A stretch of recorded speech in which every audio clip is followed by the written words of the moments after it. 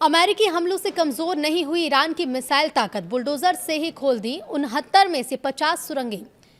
Iran की missile ताकत पर एक रिपोर्ट आ गई है। रिपोर्ट में क्या कुछ कहा गया है, चलिए बताते हैं। नमस्कार, बहुत स्वागत है आपका। न्यूज़ 18 का डिजिटल प्लेटफॉर्म आप देख रहे हैं। मैं हूं रितु सिंह।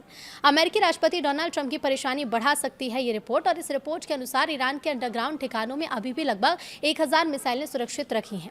अमेरिका और इसराइल ने दावा किया था कि जंग के बीच उनके लगातार हमलों ने ईरान की मिसाइल ताकत को मिसाइल ताकत को लेकर एक बड़ा डर भी पैदा किया है और एक दबाव भी बनाया है। लेकिन अब एक रिपोर्ट के सामने आने के बाद नई सैटेलाइट तस्वीरें सामने आई हैं जो एक अलग ही कहानी बता रही हैं।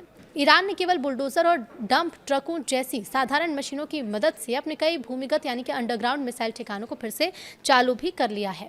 अब विशेषज्ञों का ये कहना है कि सिर्फ सुरंगों के मुहाने उड़ाकर ईरान की मिसाइल क्षमता खत्म नहीं की जा सकती। अगर युद्ध दोबारा शुरू होता है तो ईरान के पास अब भी इतने मिसाइल मौजूद हैं कि वो लंबे समय तक हमले जारी रख सकता है। तो चलिए बताते हैं कि इस रिपोर्ट में दावे क्या क्या किए गए हैं। तो देखिए, इस रिपोर्ट के मुताबिक विशेषज्ञों का ये कहना है कि ईरान जल्द ही इजरायल और मिडिल ईस्ट के दूसरे देशों पर पहले से कहीं ज़्यादा लंबी दूरी की मिसाइलें दागने की स्थिति में पहुंच रहा है।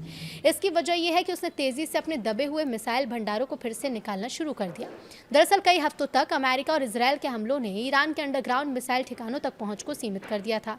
इसके लिए सड़कों को नष्ट किया गया, सुरंगों के प्रवेश द्वार यानी एंट्री गेट मलबे में दबा दिए गए। लेकिन अब CNN ने सैटेलाइट तस्वीरों के हवाले से बताया कि ईरान ने बुलडोजर और डंप ट्रकों जैसी साधारण मशीनों का इस्तेमाल कर अमेरिका और इसराइल के इस महंगे सैन्य अभियान का जवाब दिया है। विशेषज्ञों का ये मानना है कि इससे साबित होता है कि केवल सुरंगों के गेट को निशाना बनाकर तेहरान की मिसाइल क्षमता को खत्म नहीं किया जा सकता। अगर दुश्मनी दोबारा शुरू होती है तो ईरान के पास मिसाइल दागते रहने की क्षमता बनी रहेगी। इस रिपोर्ट के मुताबिक विशेषज्ञों का मानना है कि जब तक ईरान के पास लॉन्चर और उन्हें चलाने वाली टीमें हैं, तब तक वो मिसाइलें दागता नहीं रह सकता है, भले ही नई मिसाइलों का उत्पादन रुक जाए। ईरान के पास अभी भी बड़ी संख्या में मिसाइलों का भंडार है, उन्हें लॉन्चर्स पर लगाने से कोई नहीं रोक सकता। दरअसल युद्ध के दौरान ईरान ने भारी खतरे के बीच सुरंगों के एंट्री गेट को दोबारा खोदने का काम किया। अमेरिका और इसराइल अक्सर खुदाई में इस्तेमाल होने वाले उपकरणों को निशाना भी बनाते थे। फिर भी इसी काम की वजह से ईरान पूरे युद्ध के दौरान मिसाइलें दागता रहा, हालांकि पहले की तुलना में काफी कम संख्या में। लेकिन अब सीजफायर हुए 7 सप्ताह से ज्यादा का समय बीत चुका और इस दौरान ईरान ने अपने ठिकानों की खुदाई और मरम्मत का काम काफी तेज भी कर दिया है। इधर मिसाइल ठिकानों के 69 सुरंग प्रवेश द्वारों को निशाना भी बनाया गया था।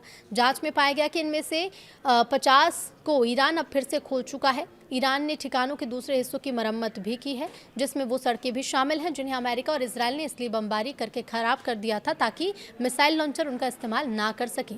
सैटेलाइट तस्वीरों में दिख रहा है कि इन बम गड्ढों में से लगभग सभी अब भर दिए गए हैं। 2 जगहों पर तो सड़कों पर दोबारा पक्की परत भी बिछा दी गई है। विशेषज्ञों का ये मानना है कि ईरान के भूमिगत ठिकानों में अभी भी लगभग 1000 मिसाइलें सुरक्षित ही रखी हुई हैं।